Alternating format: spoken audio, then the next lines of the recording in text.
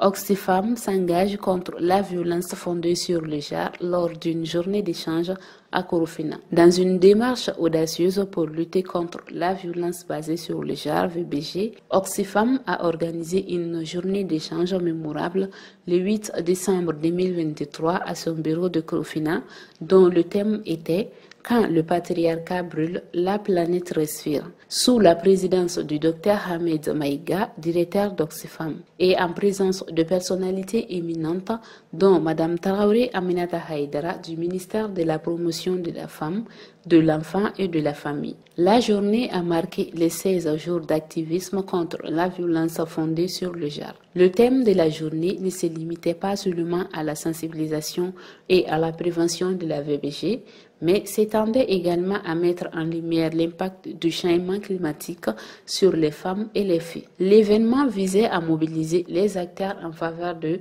l'abandon des violences envers les femmes et à accroître leur participation à la vie politique et à la consolidation de la paix. Oxfam, dans son engagement continu pour la justice de genre, renforce ainsi son rôle dans la lutte contre ces violations graves des droits de l'homme. Oxfam est une organisation féministe et le thème de cette année pour Oxfam porte sur le fait que quand le patriarcat brûle, la planète respire. Donc cela nous permet réellement de tacler les normes sociaux qui sont là.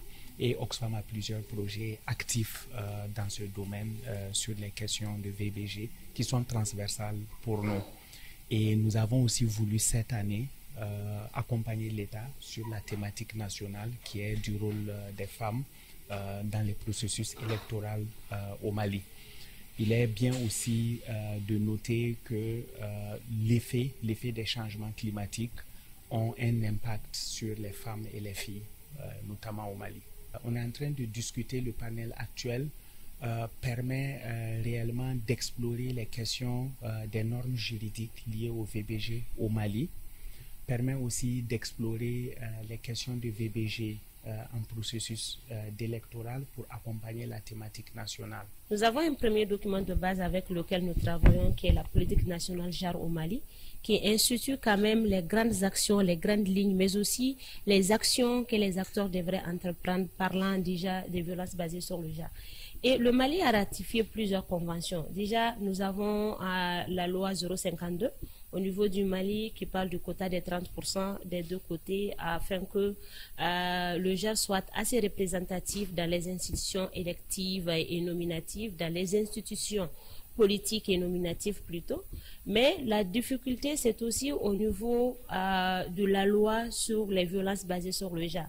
Nous avons un avant-projet de loi au Mali, mais il faudrait qu'il y ait vraiment un engagement des acteurs et un engagement de tout le monde pour que la loi puisse être adoptée, qu'elle soit publiée et qu'on puisse avoir des actions concrètes contre les violences basées sur le genre au niveau du Mali. Nous avons aussi les résolutions telles que la résolution 1325 des Nations Unies qui parle de l'implication des femmes dans le processus de paix.